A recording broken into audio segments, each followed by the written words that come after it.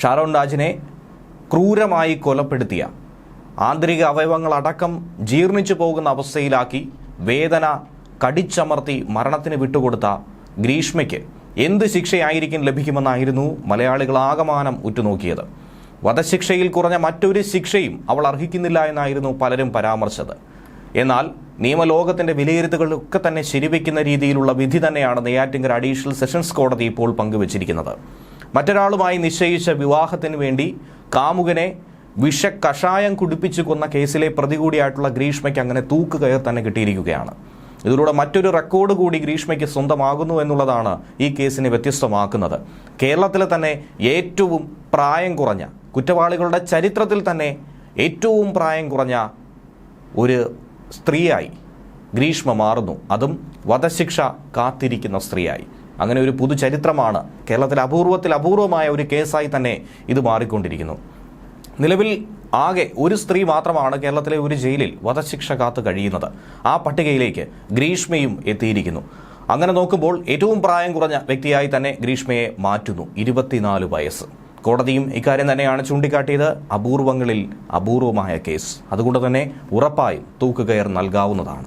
Neyyattinkara additional sessions കോടതി ഈ വിധി പങ്കുവച്ചതിന് പിന്നാലെ നാടകീയമായ സംഭവങ്ങൾ തന്നെയാണ് കോടതി വളപ്പിലും അതുപോലെ തന്നെ പുറത്തും നമുക്ക് കാണുവാനായി സാധിക്കുന്നത്. കേസിലെ 3-ാം പ്രതിയും ഗ്രീഷ്മയുടെ അമ്മാവനുമായിട്ടുള്ള നിർമ്മലകുമാരൻ നായരെ 3 വർഷം തടവിനാണ് കോടതി ശിക്ഷിച്ചിരിക്കുന്നത്.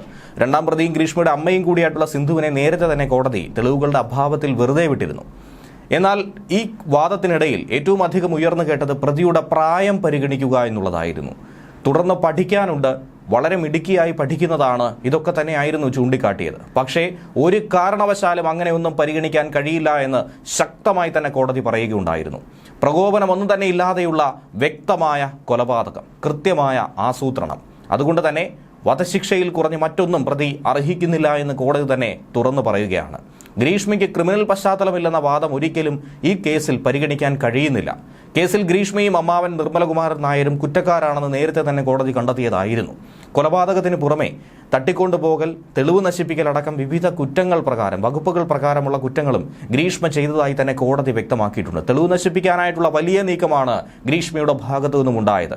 വഴിവിട്ട രീതിയിൽ കേസിനെ അട്ടിമറിക്കാനായി ശ്രമിച്ചിരുന്നു. ഒരുപക്ഷെ ഗ്രീഷ്മ അന്ന് സത്യം തുറന്നു പറഞ്ഞിരുന്നെങ്കിൽ ഷാരോണിനെ നമുക്ക് രക്ഷിക്കാമായിരുന്നു എന്ന് പോലും കുടുംബാംഗങ്ങൾ തുറന്നു പറയുന്ന ഒരു സാഹചര്യം ഉണ്ടായിരുന്നു. ഗ്രീഷ്മയ്ക്ക് വധശിക്ഷ നൽകണമെന്ന ഒരൊറ്റ ആവശ്യത്തിൽ ഉറച്ചു നിൽക്കുകയായിരുന്നു പ്രോസിക്യൂഷൻ. അത് തന്നെയാണ് ശരിവെച്ചിരിക്കുന്നത്. പക്ഷേ ശിക്ഷയിൽ പരമാവധി ഇളവ് നൽകണമെന്ന ആവശ്യത്തിൽ ഉറച്ച് ഗ്രീഷ്മയും മുന്നോട്ട് പോയിരുന്നു.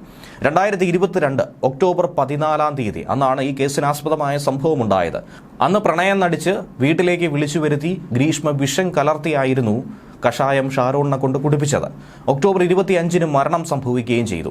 അതിനു മുൻപും ഒന്നിലധികം തവണ ജ്യൂസ് ചലഞ്ച് എന്ന പേരിലും അല്ലാതെയും ഒക്കെ തന്നെ പല രീതിയിൽ വിഷം കയറ്റി കൊല്ലാനായി, വിഷം കുടിപ്പിച്ച് കൊല്ലാനായി ശ്രമിച്ചിരുന്നു. അതിന്റെ തെളിവുകളും പിന്നീട് പോലീസ് സംഘത്തിന് കണ്ടെത്താനായി സാധിച്ചിട്ടുണ്ടായിരുന്നു.